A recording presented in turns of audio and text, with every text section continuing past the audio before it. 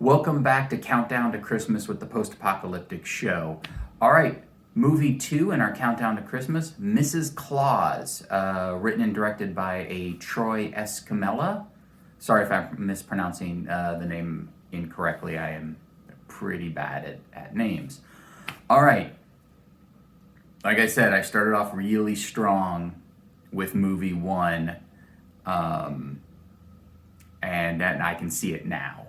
So, Mrs. Claus, the story is it's sorority girls, sorority girls going through a hazing process that goes a little too far, and one of the girls subjected to the hazing doesn't like it anymore and kills her sorority sister. By the way, spoilers all the way through the video. So, she kills, I think her name's Angela, kills her sorority sister, and then she kills herself. We jump 10 years into the future, so maybe present day. This movie was released in 2018, so we'll just assume 2018.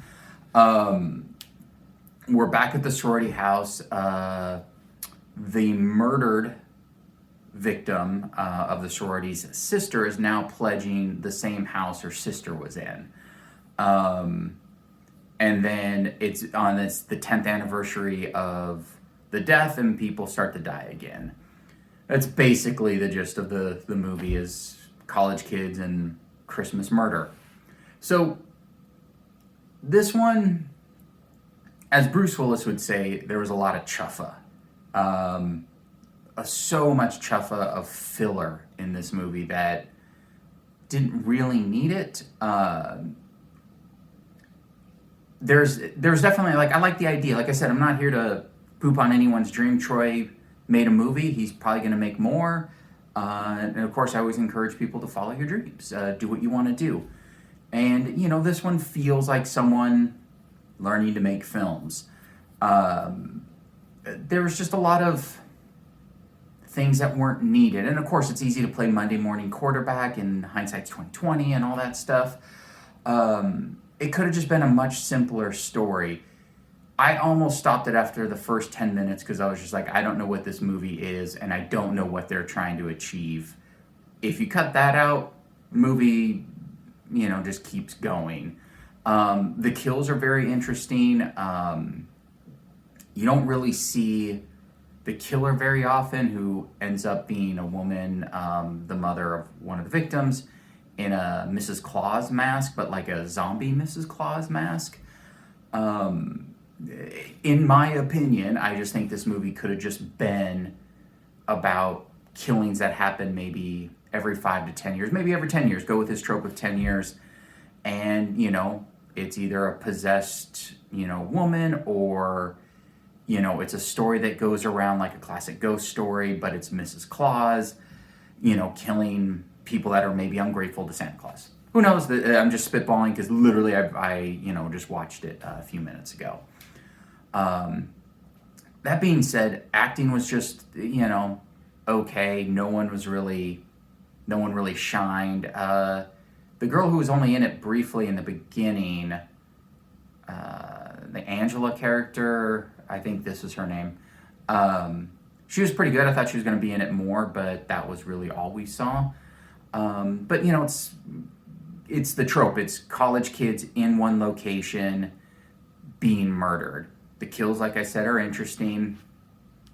The music, actually, you know what? Let's just go back to music. Music was actually really well done in this movie. I've seen a lot of these type of movies, and music is pretty much the letdown. It is just bass music they found, or someone used like stock free music.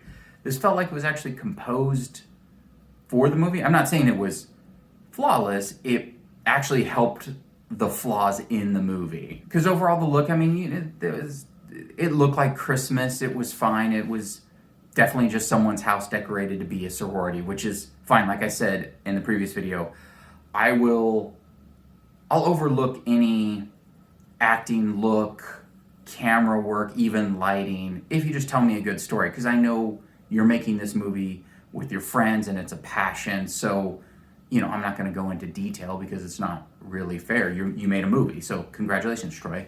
That being said, the music was helpful in this, and I think the story could have just been whittled down a little more, maybe in a rewrite or something, where just keep it simple. I don't think you needed the flashback in the beginning.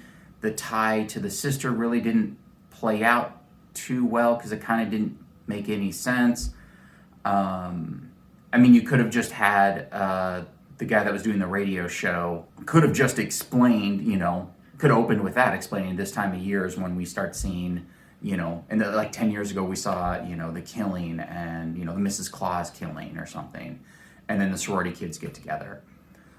Other than that, I mean, it's completely watchable. It's 80 minutes. The kills are interesting. The music's pretty good. I mean, the poster alone, as you can see, sells you definitely something that you are not getting.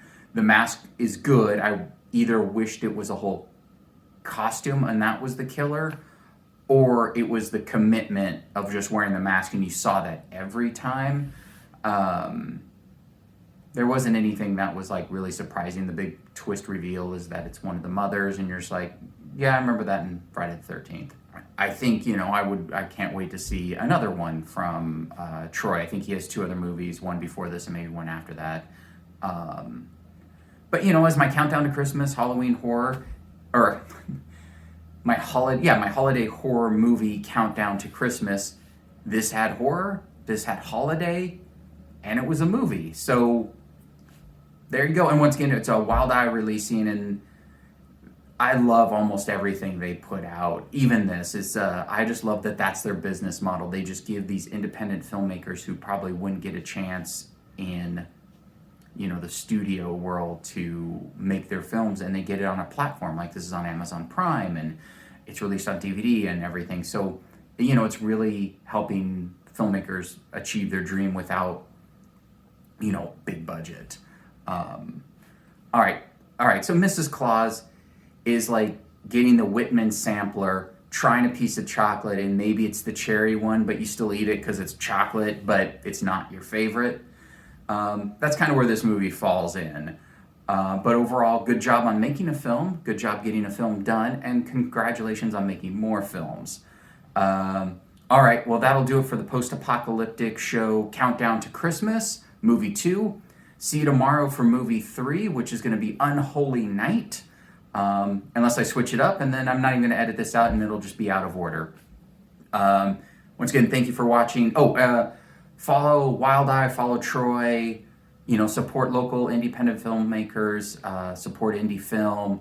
And also, if you like this and you're curious of what the next 8 to 10 movies I'm going to do, like, subscribe, follow, comment, Instagram, Twitter, all that fun stuff. And thank you for watching Post Apocalyptic Countdown to Christmas, Episode 2, Mrs. Claus. Till tomorrow, happy holidays.